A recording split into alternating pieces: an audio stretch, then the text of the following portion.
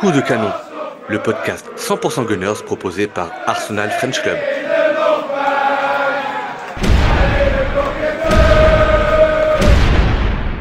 Hello Gunners et bienvenue dans Coup de canon, votre traditionnel podcast French AFC.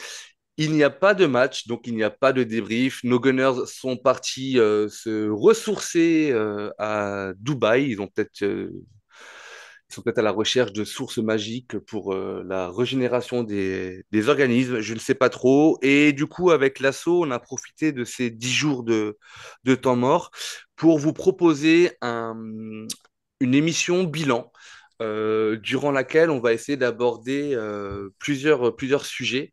C'est un bilan que l'on aurait pu faire, qu'on aurait souhaité faire, pardon, en fin 2024, tout début 2025, mais l'enchaînement des matchs était beaucoup trop important pour caler une émission entre les différents débriefs. Et on s'est dit que de faire ça pendant cette trêve-là nous permettrait aussi d'y voir plus clair, notamment au niveau de la Carabao Cup et de la FA Cup, qui sont chers à notre président, puisque nous sommes une équipe de coupe. Et vous l'aurez compris, je l'attends au tournant. Et c'est notre premier expert du jour, le président qui est là. Salut Corentin.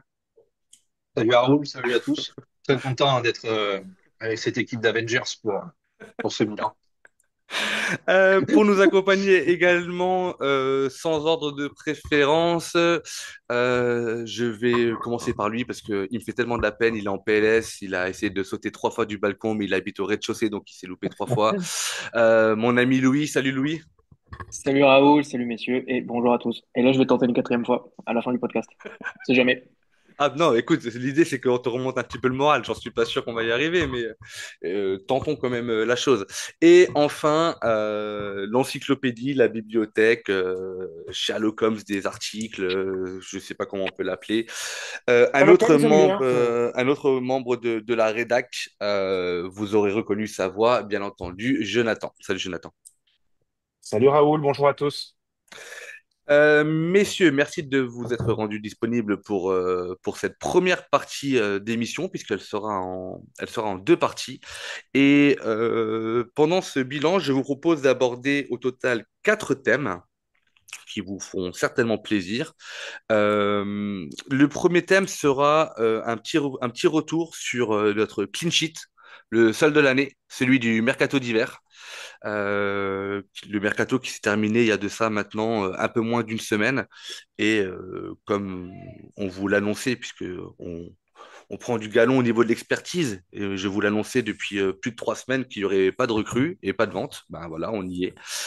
Donc on va revenir un petit peu sur ce mercato en essayant de se poser la question de savoir si c'est une bonne chose ou pas, ou plutôt une chose intelligente ou pas, de n'avoir rien fait durant ce mercato, d'avoir peut-être tenté mais de n'avoir rien réalisé. On verra avec vous un petit peu quel est votre avis. Le deuxième point que l'on abordera avec vous, c'est une question que je me suis posée. Est-ce que aujourd'hui, ben, qui dirige vraiment le club et est-ce que la gestion en interne du club peut être un frein à, comment dirais-je, à l'épanouissement de l'équipe et aux performances de l'équipe? Ensuite, on fera un point. Je vous proposerai une sorte de top flop, mais pas forcément que au niveau du jeu, mais au niveau du leadership dans l'équipe. Et on va dire quels sont les joueurs qui vous ont déçus ou pas depuis le début de la saison. Et enfin, on terminera avec un sujet que l'on avait abordé déjà en Space il y a de ça 3 semaines, je crois, à savoir est-ce que Arsenal est parti vers une saison blanche? Oui ou non, on écoutera vos avis respectifs. Je vous propose donc d'ores et déjà de commencer avec ce premier thème qui est le sujet du mercato d'hiver. Et je vous propose, messieurs, et en tout cas je suppose que l'on ne peut pas parler de mercato d'hiver sans revenir sur notre mercato d'été. Que l'on avait à l'époque, je me rappelle, Corentin, tu étais dans cette émission, il me semble, on avait donné une Oui, notation ouais, je m'en du souviens. Ouais. mercato et on avait des avis plus ou moins positifs. Je crois que le tien était assez positif de mémoire. Je crois que Mm. tu faisais partie de ceux qui avaient mis la note Ouais, la ouais, plus j'étais, ouais, élevée. oui, j'étais positif. Ouais. Euh, et Meshad et moi, on était, je crois, les plus, les plus sévères quant au Hmm, mercato. Et donc, du coup, voilà, on peut peut-être rappeler les venues de l'été dernier, à savoir qu'on a contractualisé Raya, qui était c'est chez nous ça. l'année dernière en prêt. Donc, on lui a fait un CDI, ça y est. Donc, il y a Raya, il y a eu Calafiori, il y a eu El Merino, Merino, mais il faut lui laisser le temps. El Grande, le El, Grande. El Grande Merino. El Grande Merino. Si. Et puis le Starboy, Sterling. Et je crois qu'on a fait le tour, hein. Ah bah Ah bah non, non, non, non, pardon, non, non, non, non, non, non, pardon, non, il y a eu non. le gardien numéro 2 pardon, il y a eu le gardien numéro 2 et il y a eu effectivement en départ, c'est vrai que je reste bloqué sur les arrivées, mais au niveau des départs, il y a eu le prêt de Nelson, la vente de Smith Rowe, la vente magique de Nketiah, le prêt de Fabio Vieira, euh, Ramsdale. Ramsdale, ouais. la vente de Ramsdale, ouais, le pauvre. Et je crois que sur les, on va dire, les joueurs majeurs, c'est à peu près tout. Alors, on pourrait parler j'allais dire des petits noms, il n'y a pas de Tavares, petits noms. Lokonga et compagnie, mais Ouais, mais bon, ils étaient déjà plus forcément dans nos têtes et dans l'effectif et dans la tête du coach. Donc voilà. Qui a envie de se lancer dans le sujet, sachant que si moi j'attaque, je vais être trop destructeur et que allez, mettons un peu de douceur là-dedans. Qui a envie de se lancer? Non, mais moi, je vais commencer par où ça compensera avec, avec ta possible sortie de route dans 10 minutes. Allez, Non, mais si je on t'en prie. revient, si on revient un peu sur les joueurs majeurs qui sont arrivés l'été dernier, c'était surtout Calafiori et Merino qui représentent quand même, si on additionne les deux transferts, donc qui représentent 77 millions, donc ils sont quand même un investissement, on va dire, majeur, pas colossal par rapport à certaines dépenses des autres clubs de Première Ligue, mais qui sont quand même, quand on compare les différents mercatos d'Arsenal, c'est quand même deux joueurs qui ont été recrutés à un prix fort. Donc Calafiori, malheureusement, ben, il a eu une longue période de blessure. Donc on peut pas vraiment qualifier Calafiori de top ou de flop pour l'instant. Même s'il a montré des choses intéressantes, comme il a pu montrer des choses un peu inquiétantes en défense. Merino, je pense qu'on aura le temps d'en reparler. C'est vrai que pour l'instant, sans trop rentrer dans les détails, il donne pas satisfaction, ou alors on n'arrive pas forcément à comprendre le rôle du joueur et ce qu'il doit accomplir sur le terrain. Mais tu disais tout à l'heure que par rapport au bilan du mercato d'été qu'on avait fait, moi j'étais plutôt positif dans le sens où Merino, dans mon esprit, allait apporter une vraie solution au poste de numéro 8 là où on avait un peu pêché l'année dernière, où de temps en temps on mettait Havertz, enfin on savait pas trop comment utiliser ce poste suite au départ de Granit Xhaka.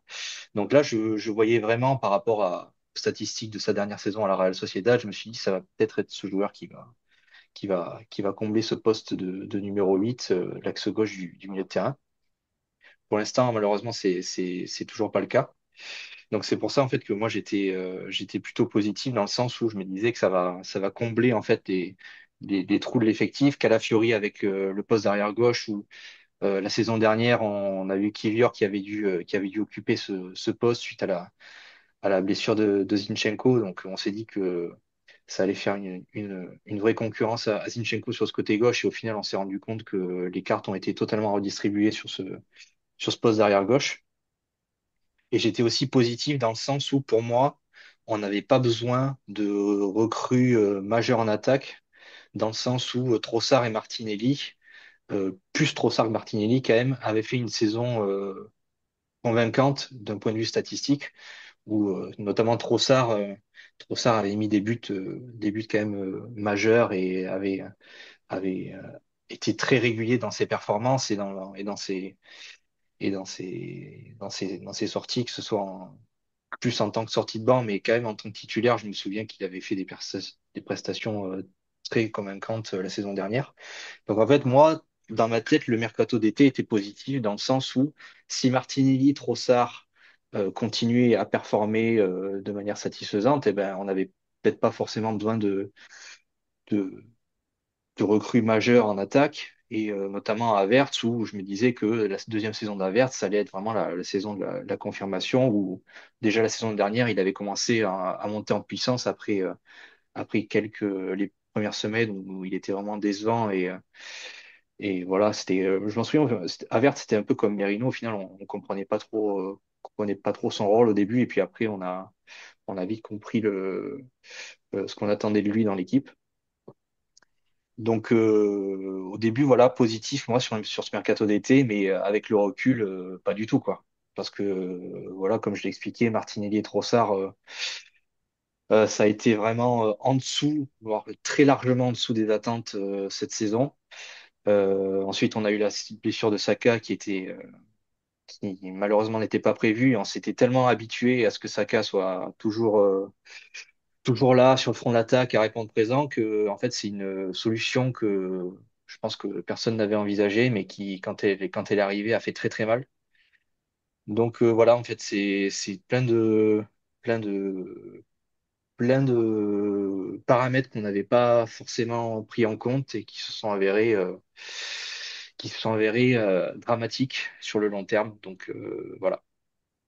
Mais surtout que l'été dernier, quand on est en plein mercato, on sait aussi qu'ils ont fait leur tournée de pré-saison et qu'on nous dit que Gabriel Jesus est dans la forme de sa vie et que C'est vrai qu'il y a ça aussi. c'est Ouais. ça aussi qui nous, je pense, Mm.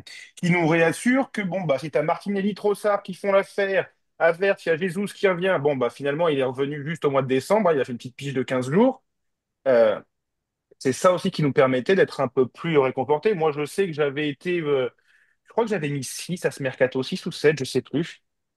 Moi, ce qui m'avait pas plu, c'était le timing que je trouve, que j'ai toujours pas digéré, ce timing d'attendre la dernière semaine pour Ouais. gérer les dossiers Ramsdale en particulier, alors qu'on savait que c'était le premier point à gérer. C'était le premier point à gérer. Et on a perdu tout ce temps-là pour après partir à la poursuite de Garcia en Espagne pour qu'au final, ils en veulent 25 millions pour un gardien numéro 2. Hein. Et j'ai l'impression, enfin, c'est toujours. Et du coup, vu qu'on a pris Neto en prêt, qui en plus ne peut pas jouer le Carabao Cup, c'est complètement hallucinant le truc. Hein, ça, c'est encore un dossier qui dit enfin, d'où ça sort. Et on va se retrouver avec 5 ans et demi d'Arteta et on est encore en train d'aller chercher un gardien cet été. Leno, Martinez, Ramsdale, Raya, Runarsson, Matt Turner, comment il s'appelait l'autre? Matty Ryan? Ryan qui est à Il y en Lens, avait ouais. un comme ça. Ouais. Mathieu Ryan, Matthew Ryan. Enfin, qui est à Lens aujourd'hui. on voit le volume du truc. Enfin, bref. Et oui, moi, Calafiori, Merino, ça me plaisait, enfin, ça me plaisait plutôt bien. Calafiori, tu regardes qu'il n'arrive pas à enchaîner plus de 4 matchs d'affilée. Il est très régulier, hein. Il est très régulier, mais au niveau de ses visites à l'infirmerie, lui, c'est tous les mois, il est plus ou moins out pour 3 matchs. Donc, c'est pas étonnant que MLS fasse sa place maintenant. Et Merino, c'est l'énigme. Je ne sais pas quoi dire sur Merino, en fait.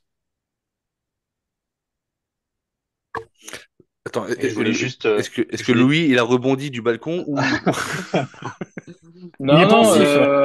j'étais en train de réfléchir aussi sur le mercato d'été. Je trouve que économiquement, on a fait un bon mercato. Parce qu'on savait qu'effectivement, l'objectif aussi de ce mercato, c'était un peu d'équilibrer la balance des transferts, parce que ça faisait quand même 3-4 mercato où on avait beaucoup, beaucoup dépensé et très, très peu vendu. Donc là, on a quand même plutôt bien vendu. Quand on voit Emile Smith-Rowe qui a été vendu plus de 30 millions d'euros alors qu'il mettait plus un pied devant l'autre depuis 2 saisons, c'est plutôt pas mal. Nketiah, on savait très bien que c'était au maximum un joueur de rotation qui n'aurait a priori jamais sa chance avec Arsenal. On le vend quand même 30 millions. Et après, bon, Ramsdale, on le vend que 20 millions entre guillemets. Mais on va dire que tous ces joueurs-là qui n'avaient plus forcément de futur à court terme à Arsenal. On a eu raison de les vendre, on les a bien vendus, mais le problème c'est qu'effectivement, l'argent qui a été réinvesti derrière, ça a été, bah, aujourd'hui, on se rend bien compte que ça n'est pas trop réussi. Calafiori, effectivement, sur le peu de matchs qu'il a fait, il a été intéressant. On sent toujours qu'il est un peu en rodage, que ça soit défensivement ou même offensivement, où parfois il est quand même un peu foufou. Mais bon, faut voir sur le long terme. Après, Merino, effectivement, on en avait déjà parlé aussi avec Raoul en Space, c'est quand même une énigme. Moi, ce que je comprends pas, c'est que quand on était en Space, c'est que il y avait, je trouve qu'il y avait un auditeur qui était venu, qui nous parlait de Zubimendi, qui suit pas mal la Loïc, Real Sociedad. ouais. Ouais, exactement. Où il nous disait que à la Real Sociedad, entre Zubimendi et Merino, celui qui l'avait plus impressionné, c'était quand même Merino, parce qu'il rayonnait sur le terrain, défensivement, offensivement, c'était un joueur qui était incroyable, qui était au-dessus du lot, qui était un des meilleurs joueurs de Liga. Et aujourd'hui, j'ai plutôt l'impression qu'on voit un Merino qui est bridé, où on lui demande de faire des choses très scolaires, où il y a très peu de prise de risque, où c'est lent, c'est pas mobile.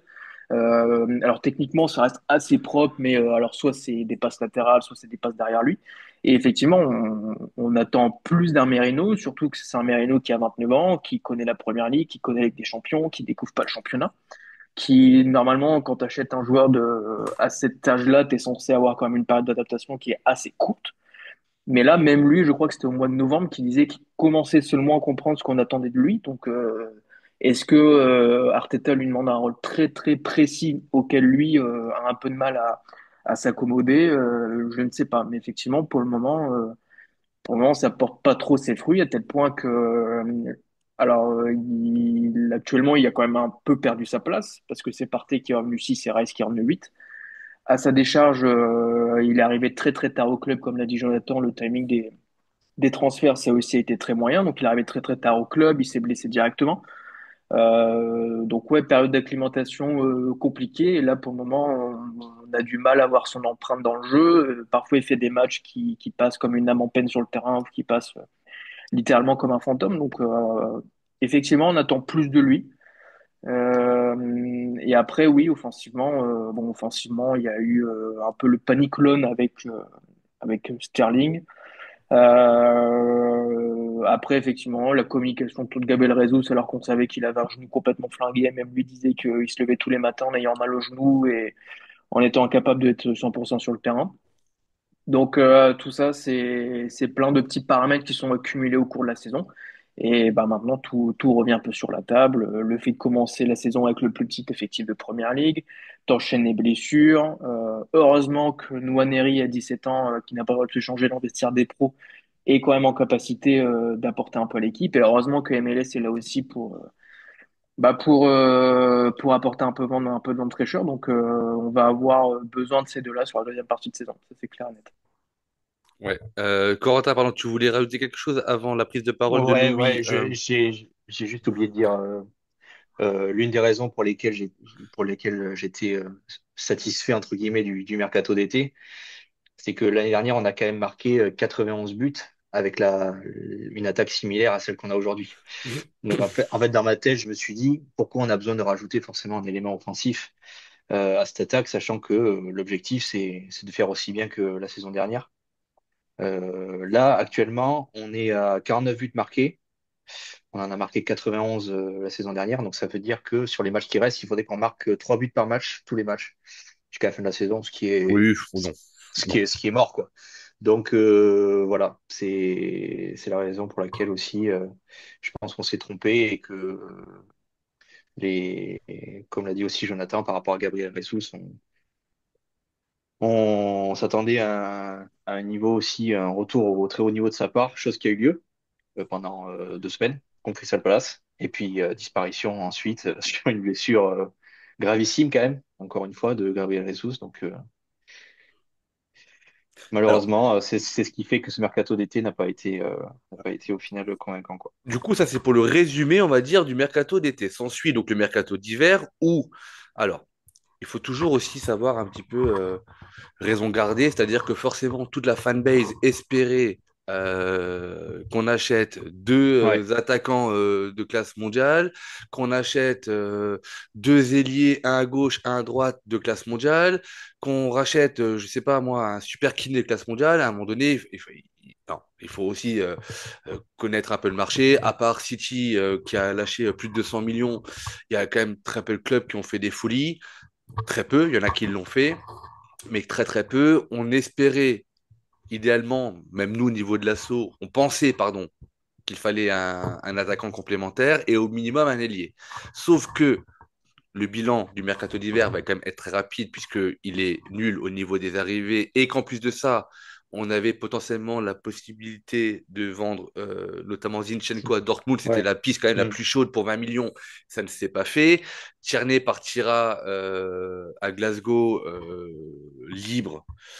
Jorginho et Partey partiront probablement libres, mais ça, on en reparlera probablement plus tard. Mais en tout cas, force est de constater que l'on n'a rien recruté. Et moi, la question que j'ai envie qu'on se pose, messieurs, ou j'ai envie de vous poser, et je vais vous dire, donner tout de suite mon avis, c'est que pour moi, on a bien fait. Parce que mettre 60 millions dans un attaquant de seconde zone qui ne fera que le nombre en deuxième partie de saison pour qu'il fasse banquette, sachant que quand tu recrutes, tu lâches non seulement l'indemnité de transfert au club auquel tu achètes le joueur, mais en plus de ça, le joueur, quand il vient chez toi, tu as forcément une revalorisation salariale pour que le joueur soit d'accord de venir. Donc, ça aurait été dépenser beaucoup d'argent pour, à mon avis, pas grand-chose. Le, la- le seul, comment dirais-je, la seule ouverture que moi j'aurais vue pendant ce mercato d'été, et j'en ai encore parlé avec toi, Jonathan, hier, ça aurait été des recrues entre 20 et 30 millions, quitte, entre guillemets, un petit peu coup de dé ou pile ou face. Genre, par exemple, on en a parlé avec lui également sur un space, Cherki. Cherki, il a annoncé à vendre à 22 millions. Cette typologie de client-là, de joueur, pardon, qui est capable de jouer, et dans l'axe, ça peut être un pendant à Ødegaard, et sur le côté, ça peut être un dynamiteur qui est capable d'aller chercher la verticalité, qui est capable d'apporter le surnombre en attaque, etc. Pour 20 ou 22 millions, quand tu t'appelles Arsenal et que tu joues en PL, franchement, c'est comme si Paris peut-être pas Paris, mais c'est comme si, je sais pas, on dépense, nous, 50 balles, quoi, tu vois, ou 10 balles, j'en sais rien. C'est pas grand-chose pour Arsenal. Et si tu te plantes, à mon avis, avec ce genre de joueur-là, tu te plantes pas énormément. Et moi, je le compare toujours à Ben Arfa. Ben Arfa, il est passé par Newcastle, il est passé par Rennes, il est passé par Nice, etc. Ça a toujours été un joueur avec une tête de con. Ça a toujours été un joueur, par contre, qui était pétri de talent et qui puait le foot, mais à chaque fois, les clubs où ça se passait mal ont réussi à le revendre sur les performances footballistiques. Donc, moi, je pense que c'était plutôt vers là-dessus qu'il fallait qu'on aille avec une certaine limite d'âge, parce que Cherki, il est très jeune quand même, hein, mine de rien. Ça fait quelques années qu'on le Mm. voit à Lyon, mais il est très, très jeune. Je crois qu'il doit avoir 21 ou 22 ans. Et c'est vers ça que moi, j'aurais aimé, si on avait dû dépenser de l'argent, que l'on aille. Parce que Isaac, c'était juste clairement impossible. Et après, quand je vois que des Watkins, que des Kuna, ils étaient annoncés à 60, 80 millions. Allô? Non, mais à quel moment ça vaut cet argent-là, quoi? Non, mais là, je sais pas, recrute, je sais pas, tu rappelles à ce moment-là, pour faire une pige, demande à Thierry Henry, tu lui dis, tiens, donne le maillot, tiens, t'es fan, prends le maillot et fais des piges. Franchement, c'était plus intéressant, à mon avis, que de mettre trop d'argent dans les jeux. Si maintenant Watkins ou Cunha avaient été à 30, voire 40, j'aurais pas eu le même discours. Mais au montant qui sont annoncés, voilà. Donc pour moi, la synthèse de ce mercato, c'est qu'on a bien fait de ne pas faire de folie. Je parle bien de folie. Je ne dis pas d'achat, mais qu'on a bien fait de ne pas faire de folie parce que logiquement, ça nous laisse du capital et de la trésorerie pour le futur mercato d'été qui viendra en fin de saison. Dommage qu'on n'ait pas saisi d'opportunités. Voilà. Maintenant, la réalité, c'est qu'effectivement, on avait déjà un nombre important de blessés qu'on connaissait la liste. Saka, Gabriel, qui était déjà pété. Il y avait White, qui est toujours pas revenu, mine de rien. Il y avait Calafiori qui était de retour. Tomiyasu qui est porté disparu. D'ailleurs, si quelqu'un le voit, hein, on ne sait jamais, passez-lui le bonjour. J'ai pas la liste complète et exhaustive, mais voilà. Et donc, du coup, effectivement, on a besoin de noms, parce qu'en plus, maintenant, avec Martinelli qui se pète le lendemain, je crois que c'est le lendemain ou le surlendemain de la fin du mercato d'été, ben, Ouais. ça fait chier. Pardon, excusez-moi, voilà, j'ai fait dire mon gros mot. Ça fait chier et parce qu'on se retrouve encore avec un effectif plus qu'amoindri. Et comme disait Louis, heureusement que Nwaneri est revenu parce que sinon, ton huitième de Ligue des Champions, tu le joues avec Sterling, Trossard et Havertz. S'ils vont bien.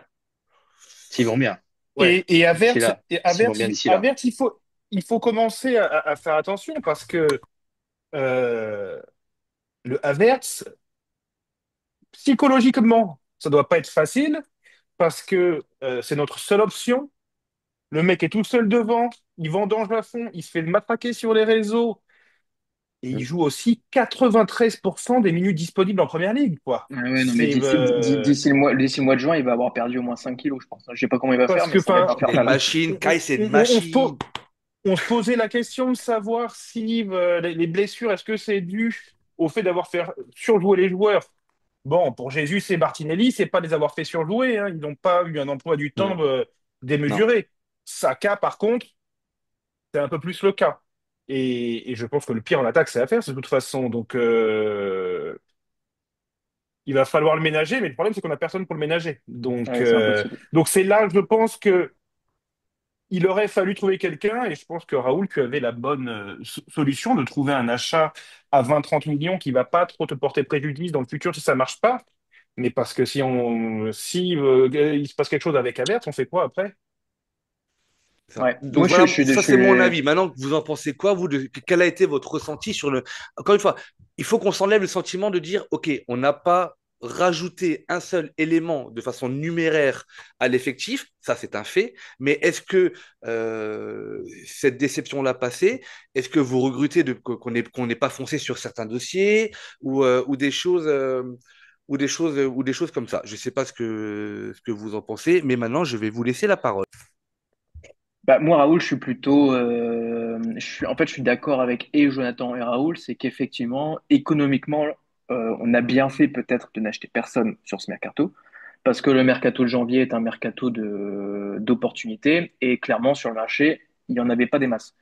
On lisait beaucoup, notamment la Finebase, il faut acheter Gyökeres, il faut acheter Sesko, il faut acheter machin, il faut acheter ça. Il n'y a aucun top joueur qui est sur le marché en janvier. C'est impossible. Donc, effectivement, économiquement, on a bien fait de surpayer personne, ça c'est clair. Mais là où je suis d'accord avec Jonathan, c'est qu'effectivement, le problème, c'est qu'on a l'air un peu con aujourd'hui, parce que quand on retourne au début de la saison, Arteta disait déjà, moi, j'ai une équipe un peu courte, donc on va devoir faire un peu de bricolage et merci la polyvalence, entre guillemets, le cache-misère de la polyvalence. Pendant tout le mercato d'hiver, à chaque conférence de presse, il disait même plus bonjour, il disait ouais, il me faut une recrue directement au micro. Et le problème, c'est que J+1 après la fin du mercato, et ben, t'as personne, donc tu passes un peu pour un con. En disant oui, mais on a essayé, mais on a fait venir personne et tout. Non, t'as pas vraiment essayé. Notamment sur Watkins, où tu balances quand même une offre de 40 millions, alors que Duran était quasiment parti à Al Nasser. Donc effectivement, Aston Villa, dans la logique des choses, bah, ils ont refusé. Ça, c'est normal. Mais oui, est-ce qu'on aurait pu acheter un attaquant de 20-30 millions? Je pense que oui, on aurait pu.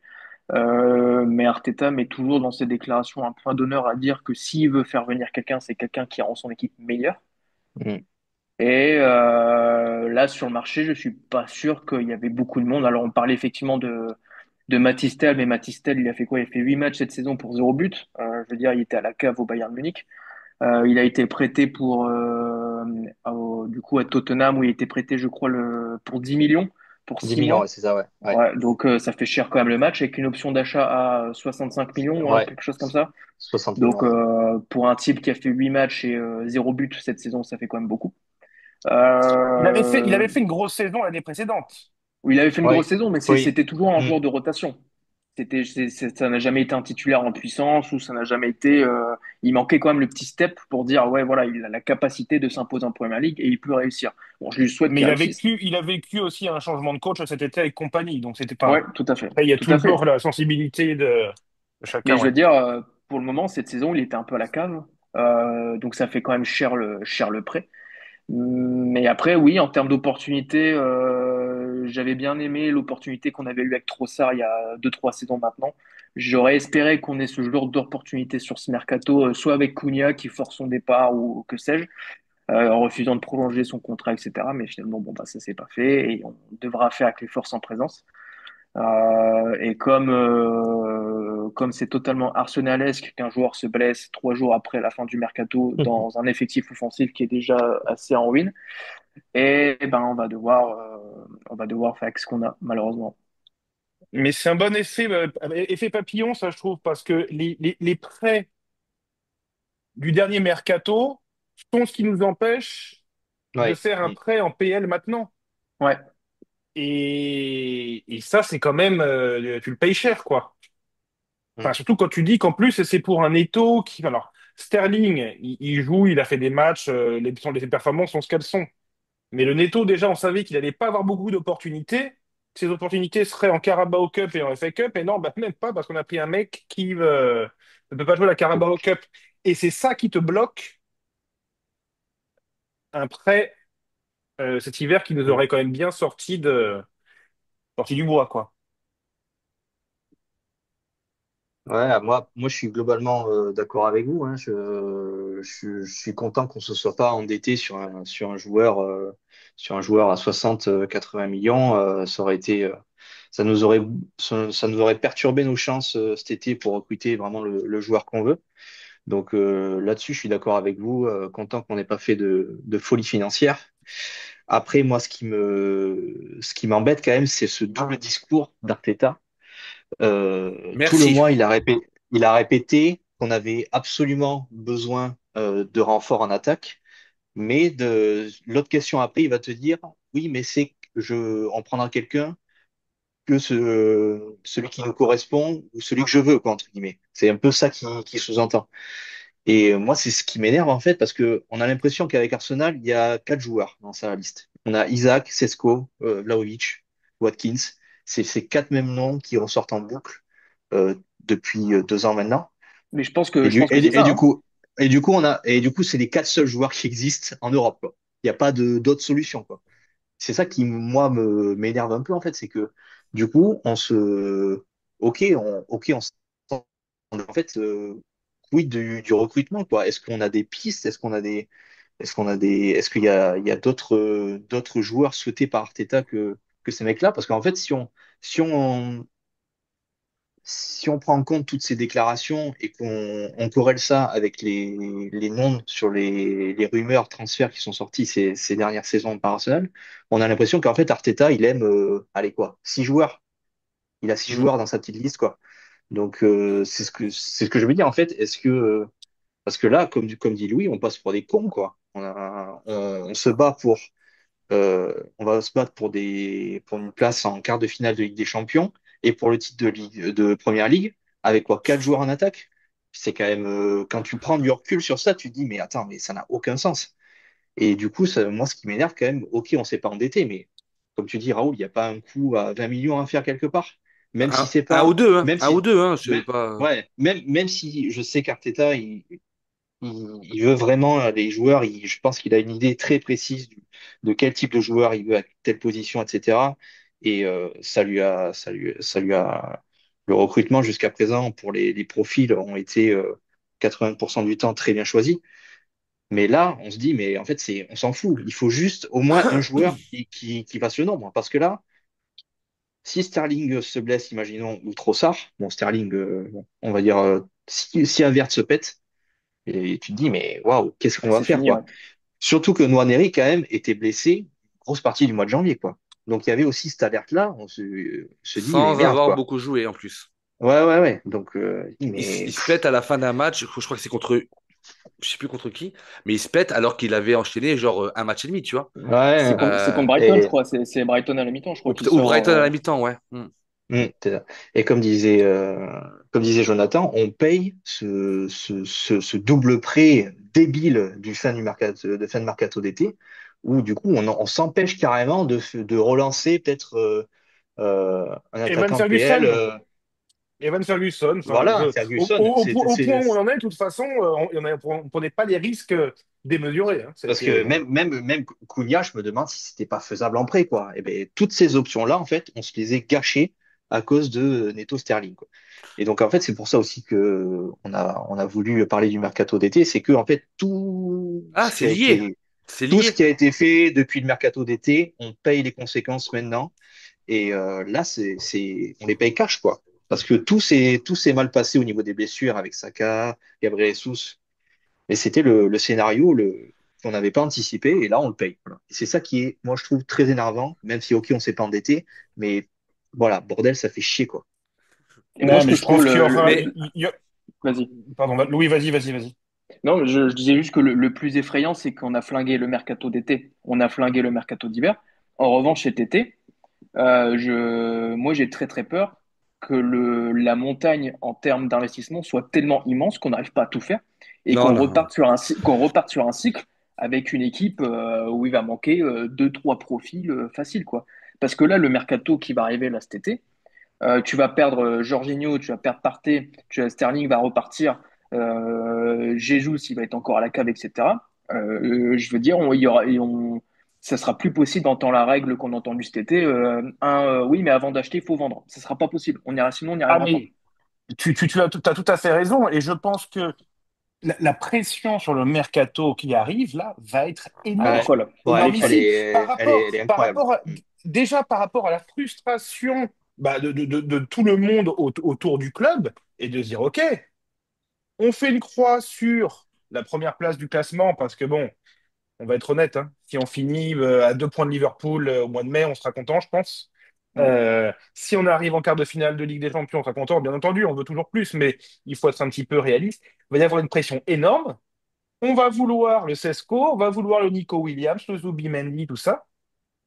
Et Ça coûte cher. si ça coûte très cher, si ça se passe pas, ça va être très compliqué. Et bien entendu, enfin, moi, dans ma tête, il faut 5 personnes pour cet été. Avant-centre, ailier, milieu défensif, backup pour Odegaard et gardien. Mais quand je dis ça, ça veut dire, bien entendu, qu'on garde Tomiyasu et Kivior. Mhm. Parce que si tu te dis qu'il faut faire partir Tomiyasu et Kivior, Ah, Tomiyasu, faut qu'il ce qui dégage, il joue pas. mais oui, mais comment tu veux le vendre?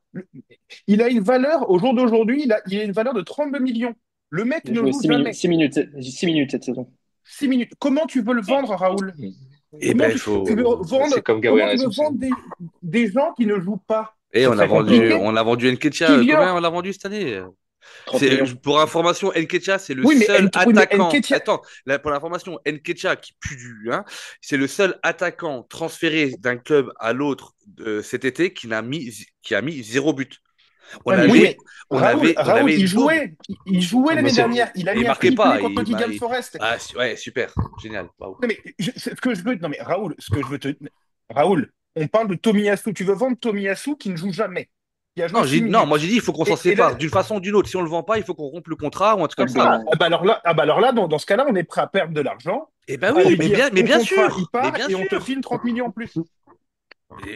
Ça Faut revient le... pas. Après, alors du coup, en fait, alors du coup, ça fait la transition avec le deuxième sujet qui est finalement, comment je peux l'intituler, qui gère vraiment le sportif aujourd'hui à Arsenal. Alors pour qui est faire à cette, bord. ouais, c'est qui le capitaine à bord? Parce que euh, pour conclure sur le mercato d'hiver, on ne saura que fin août, c'est ça qui est frustrant, si on a bien fait ou pas de ne rien faire D'acheter personne. en janvier. Financièrement, la famille Kroenke, le club, ont les ressources largement suffisantes pour lâcher 250 voire 300 millions cet été en mercato. Je vous le dis, comme je le pense, je ne suis pas dans les petits comptes, mais j'en suis persuadé. Par contre, et on dit que c'est très arsenalesque, Martinelli qui se blesse à J+2 de la fin du mercato. Rien que de le préparer à le dire, je suis mort de rire parce que en fait, je vois la tête de Louis où au premier jour du mercato ou la première semaine, on annonce Isaac dans un autre club. Je pense que Louis ne le supportera pas.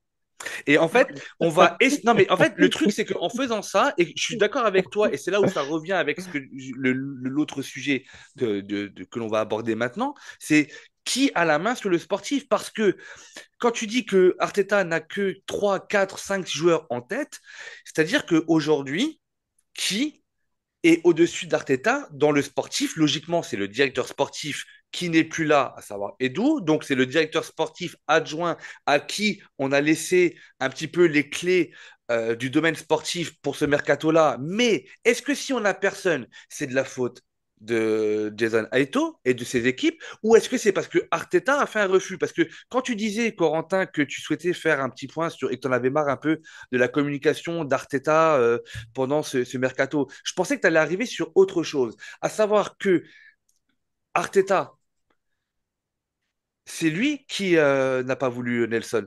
C'est lui qui n'a pas voulu garder Nelson. Nelson, c'était pas un salaire mirobolant pour Arsenal, hein. Et Nelson, Mm. aujourd'hui, avec les blessures que l'on a, il était capable de faire le job. C'est Arteta qui a dit j'en veux plus. C'est Il a Arteta. prolongé juste avant. Voilà, c'est Arteta qui a fait le choix de dire je me sépare de tel ou tel joueur, je veux Merino. Et je reviens à ce que je dis, et pour moi, c'est Arteta qui est responsable du départ d'Edu. Vous avez beau ne pas être d'accord avec moi je vous le dis comme je le pense, le, les prises de position, en gros, euh, quand tout va bien, c'est facile de dire que Edu, Arteta, ils sont comme ça, super, on est super liés, on travaille super bien ensemble, etc. Sauf que au premier dossier où les deux n'étaient pas en accord, et moi, alors, je connais pas l'ordre des dossiers, mais je peux vous dire très clairement que Merino n'était pas Monsieur un Merino, dossier. oui, oui, monsieur Merino, C'est oui. pas un dossier Edu, c'est pas du tout dans la politique d'Edu.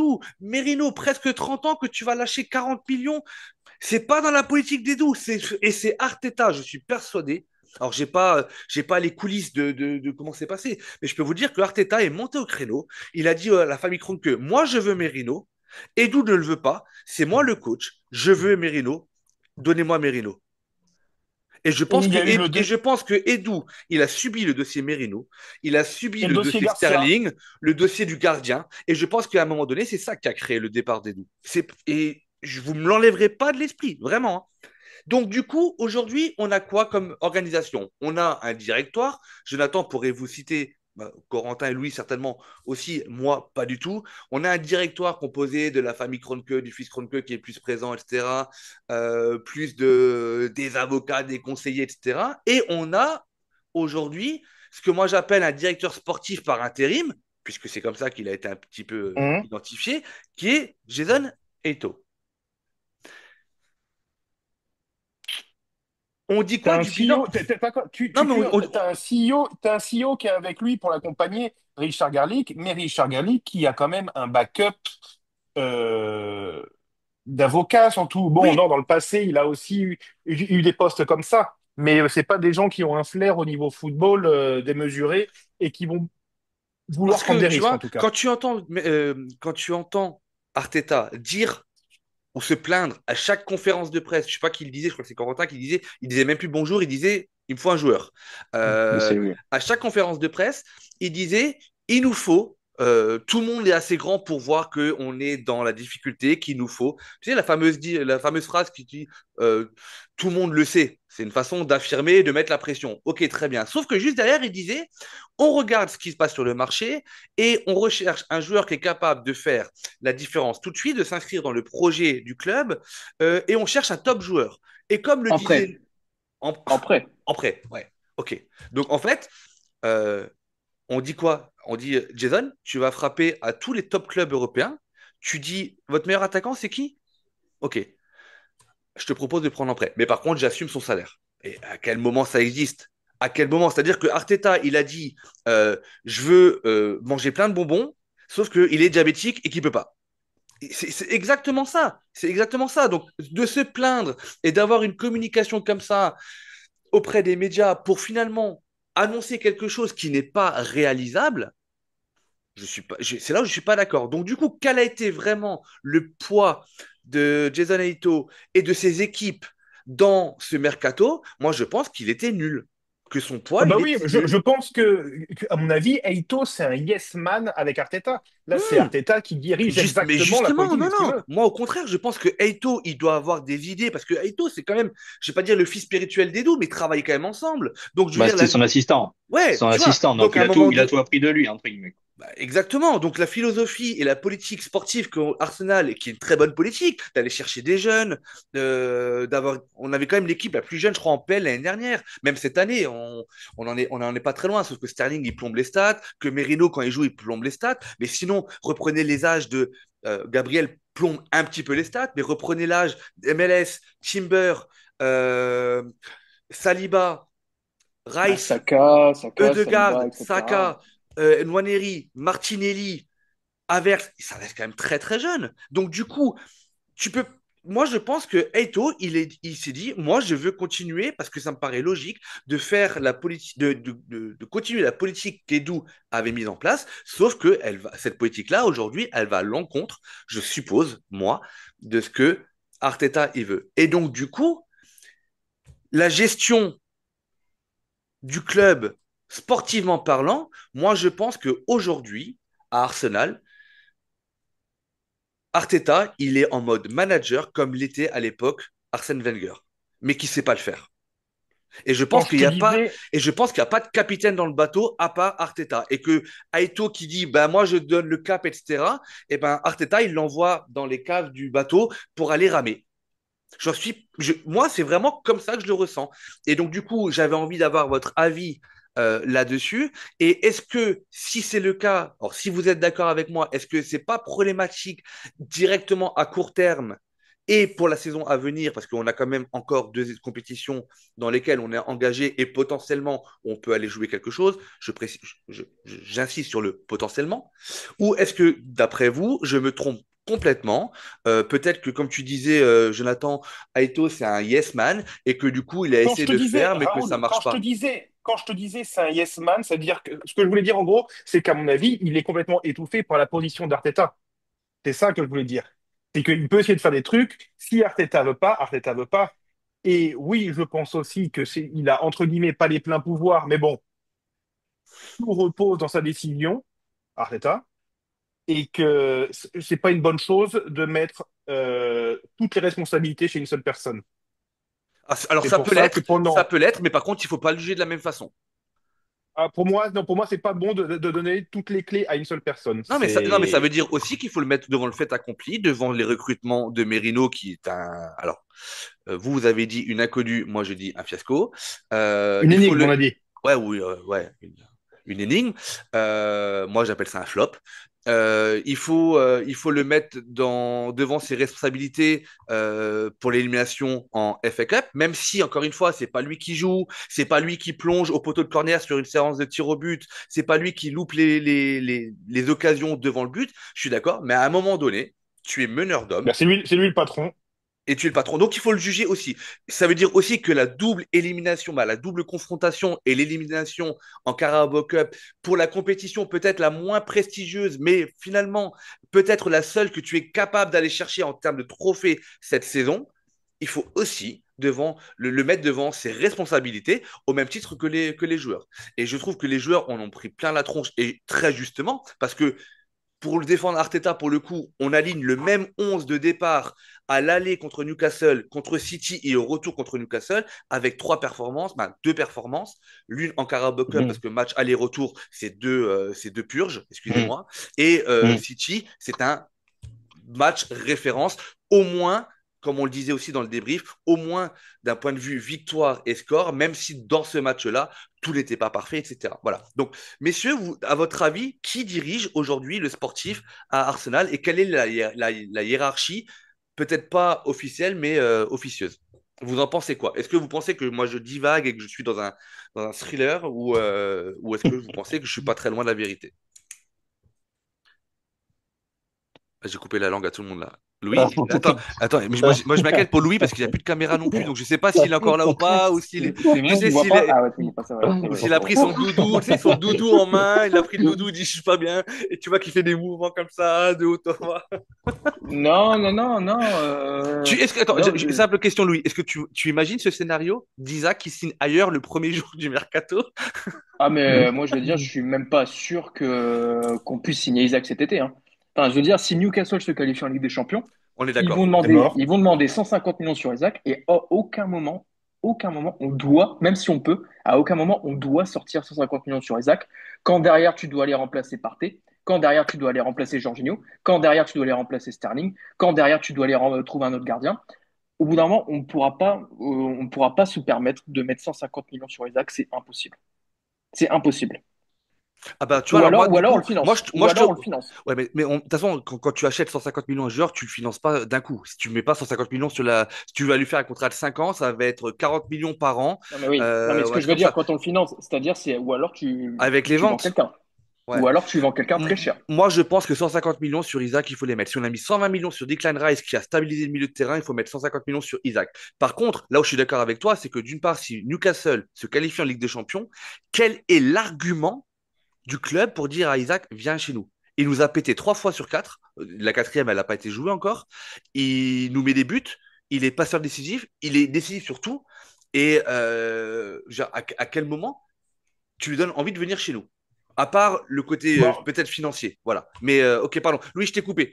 C'était pour la petite anecdote du marché d'été qui va arriver dans pas très longtemps. Il va falloir qu'on travaille là-dessus psychologiquement, que tu te prépares et qu'on trouve des choses. L'alcool n'est pas une Mais solution. pour répondre à ta question, j'aurais aucun problème à voir Isaac signer dans un autre club. Je pense que il y a d'autres très bons attaquants et je pense qu'on peut trouver d'autres très bons attaquants, surtout si on a l'argent. Donc pour moi, Ok, c'est faisable. Mais allez, on après, recentre le débat. Ouais, vas-y, dis-moi. qui dirige le bateau? Je pense que c'est compliqué parce qu'on a quand même très peu d'informations sur ça. C'est quand même assez opaque Ouais. Mm. sur qui dirige quoi. On reste Mm. On sur de sait la qu'il fait. supposition, hein. Ouais, Comme l'avis que moi j'ai sur le départ d'Edu, Ah, mais il y a aucune ouais, ligne dans la presse qui est sortie d'une façon on n'en ou sait d'une rien. autre qui pourrait donner Mm. ça. Mais moi, je l'ai annoncé au moment de l'annonce du départ d'Edu. C'était quand? C'était en septembre, octobre? Octobre? ouais, Octobre, c'était en octobre, octobre. ouais. C'était en C'était octobre. Octobre, quelques ouais. Ouais, semaines après la fin du mercato, voilà. quoi. Donc C'était tu en vois, C'était en termes de octobre. ouais, timing, mi-octobre. On est 4 mois plus tard. Plus les temps passent, plus je trouve que tous mes arguments, ils s'embriquent quand même plutôt pas mal. Voilà, après, ouais, non, mais je pense qu'effectivement, le Arteta a commencé à grandir fortement en termes d'influence et à empiéter sur le périmètre d'Edu. D'ailleurs, je pense que c'est pour ça, je suppose aussi également qu'il est parti quelques semaines après la fin du mercato. Donc oui, je pense qu'Arteta commence à avoir une influence qui grandit. Honnêtement, je sais même pas la voix qu'il a. Enfin, je veux dire, il y a deux photos qui traînent de lui sur Google Images, je ne sais pas à quoi il ressemble. Je l'ai jamais Ouais. entendu parler, je l'ai jamais entendu on parler, va je sais pas, l'inviter. On j'ai va aucune l'inviter sur le photo, je sais podcast. pas. Donc, alors peut-être que c'est un yes man, peut-être que honnêtement, j'en ai aucune idée. Mais je suis quand même assez. En fait, j'ai pas de problème à ce que le coach prenne ses responsabilités en termes de mercato, parce qu'après, c'est lui qui va devoir assumer sur le terrain. Mais après, il va falloir assumer. C'est-à-dire qu'effectivement, il a sa petite liste d'attaquants, il a sa petite liste de milieu, il a sa petite liste de défenseurs. Et quand on arrive à ramener ces joueurs-là, donc Merino, effectivement, je pense que c'était bien un choix d'Arteta. Dieu merci, on n'est pas allé foutre 20 millions sur Juan Garcia, là, le gardien de l'Espagnol de Barcelone, pour le mettre sur le banc toute la saison, ça n'aurait eu aucun sens. Donc je pense qu'il a une influence qui grandit, mais après, comme c'est lui qui dirige l'équipe au quotidien, j'ai aucun problème à ce que son influence grandisse. Après, est-ce que Eito va réussir à le tempérer ou réussir peut-être à freiner un peu ses ardeurs, parce que je pense que là-dessus, Arteta est un peu, en termes de football, je pense qu'il est pire que passionné. Je pense que ça doit être un malade mental du football, donc il doit penser et vivre qu'en pensant à ça. Donc, bon, on verra. Est-ce que Eto va continuer à être le directeur sportif? Apparemment, il y a des bons échos sur le fait qu'il puisse continuer quand même à prendre le rôle, même si, honnêtement, je sais pas, parce que on a très peu d'éléments quand même pour juger si c'est probant ou pas probant ce qu'il a fait pour le moment. Donc à voir. Honnêtement, ouais, c'est ça. Je sais pas trop sur quel pied danser. J'ai l'impression qu'on marche un peu sur des œufs à ce niveau-là parce qu'on a très peu d'informations. C'est assez opaque. Tout ce qu'on sait, c'est qu'effectivement, l'influence d'Arteta grandit en termes de direction sportive. Mais après, qui décide quoi et où s'arrête le périmètre de chacun, là-dessus, c'est très opaque. À juste titre, hein, je veux dire, c'est pas, on n'a pas non plus à savoir comment la cuisine interne se fait, mais c'est assez opaque. Et je sais pas trop sur quel pied danser à ce niveau-là. je voulais juste rebondir sur le fait qu'Arteta prenne plus de responsabilités. Euh, pour moi, c'est dangereux parce que je vais donner deux exemples. D'un côté, on a un club comme Brighton, qui, vous serez tous d'accord avec moi, je pense, qui est super bien géré depuis une dizaine d'années, Mm. qui fait des ventes records parce qu'ils ont un système de scouting qui s'appuie sur la data qui est très fort. Ils ont une politique sportive dictée par les propriétaires qui est très forte. Et du coup, ils arrivent à changer de manager régulièrement. Je pense à Graham Potter, à De Zerbi, maintenant à Urzeler, sans avoir à chambouler l'effectif tous les 15 jours ou à chaque changement d'entraîneur. Parce que c'est la politique sportive du club qui prime et l'entraîneur, le nouvel entraîneur qui signe, doit être d'accord avec tout ce qui est marqué. C'est pas je viens et je chamboule tout et je fais tout à ma façon et on va me filer 200 millions. Et je trouve que à Brighton, bon, cette année c'est particulier. Je sais qu'on n'est pas très fan du coach, mais bon, soit les performances de Brighton sont quand même de très haute qualité. Et d'un autre côté, on a un club comme Man United où Ten Hag était là depuis des années et le mec, il était encore en suspens. En fin de saison dernière, il gagne la FA Cup, il trouve personne d'autre, donc il garde. Il fait un mercato de malade pour après le dégager 6 mois après. Donc, ce que je veux dire, c'est que Ten Hag avait quand même une grosse voix dans son mercato. Je pense par exemple à la masterclass d'Anthony. Anthony vient de chez lui. Mm. Il l'a recruté de son ancien club. Onana aussi, si je dis pas, si je me trompe pas. Bon, Onana, Bon, ça il avait, passe encore. Anthony, c'est vraiment l'exemple à 86 millions. Et donc, d'un côté, on a un club comme Brighton où c'est politique sportive du club, peu importe le coach, il doit s'adapter. Et de l'autre côté, on avait United sous Ten Hag où là, c'est le coach qui décide qui y prend. Et ben, on voit le carnage que c'est. Et c'est pour ça que moi, bon, Arteta a gagné, a quand même plus de crédibilité, ça fait 5 ans en club, et le travail qu'il a fait, rien que par rapport à la culture du club, est colossal. Mais mettre tous ces œufs dans le même panier, c'est pas, je trouve pas ça très, très smart. En tout cas, c'est sûr qu'il faudra qu'il porte ses responsabilités en fin de saison.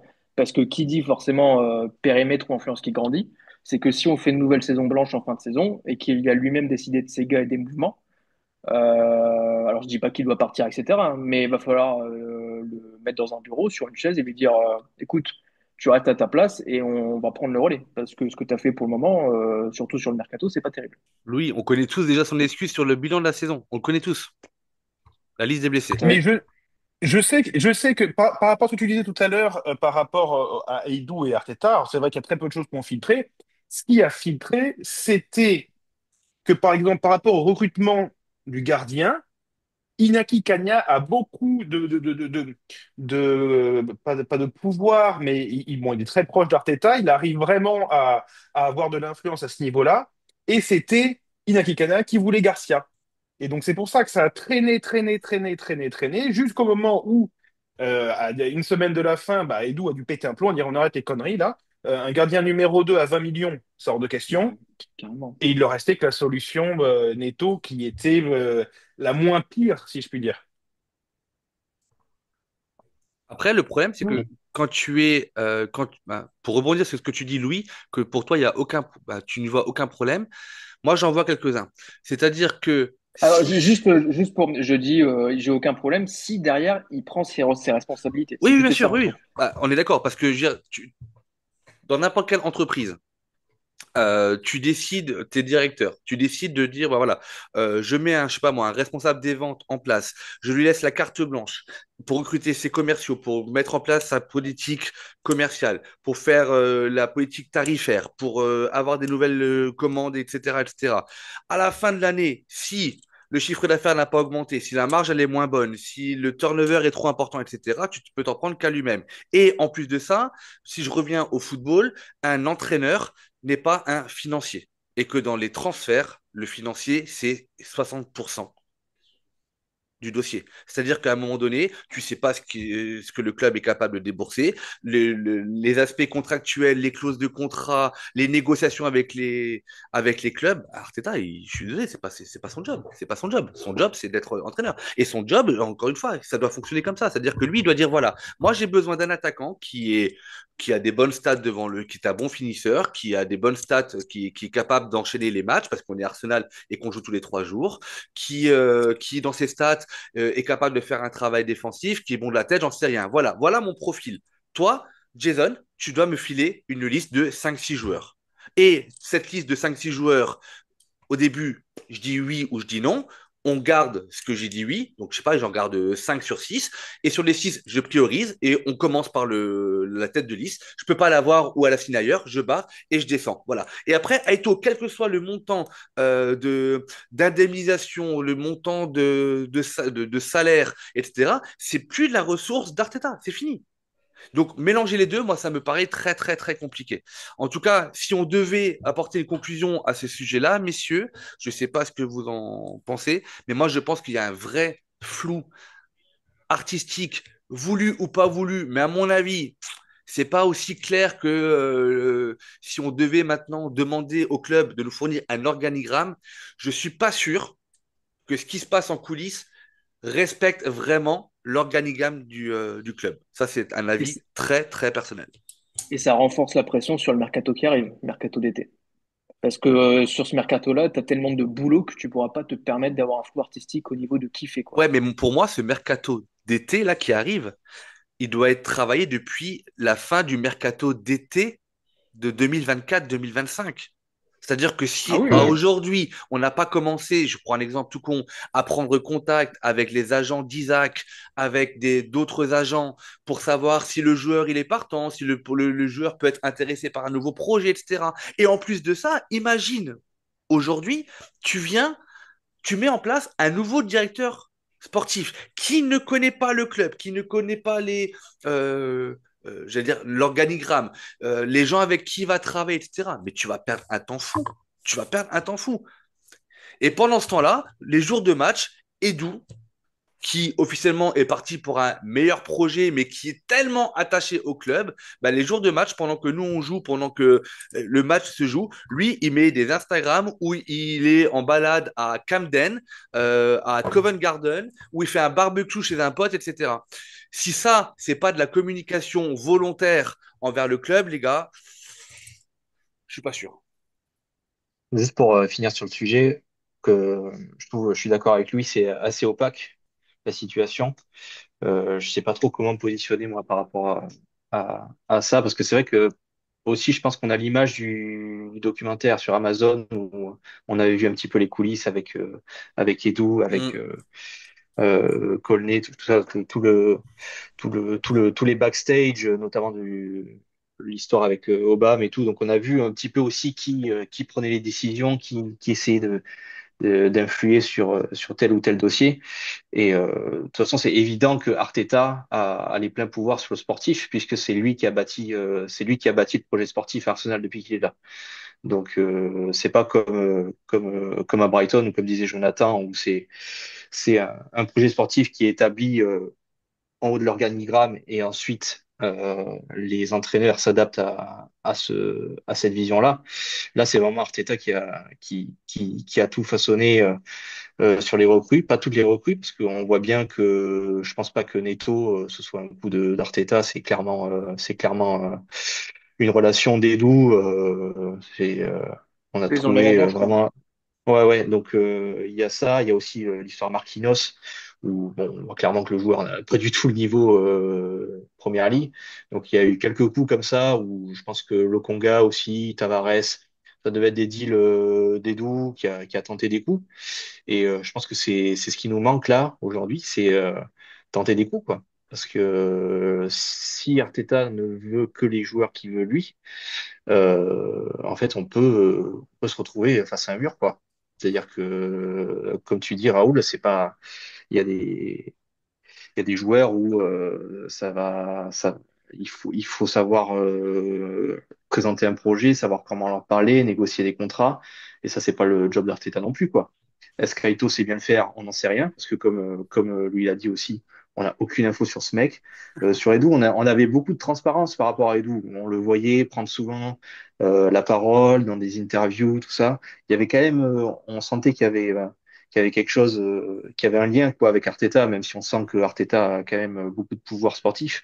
On sentait qu'il y avait un lien, qu'il y avait une alchimie entre les deux, qu'il y avait un vrai duo. Et là, c'est vrai qu'au final, le fait de plus voir ce lien-là entre le Arteta et Aito, on sait même pas quel lien ils ont. Tu vois. Donc, c'est un peu ça qui nous laisse dans le flou et qui rend la situation assez opaque, quoi. Donc pour moi, il faut vraiment.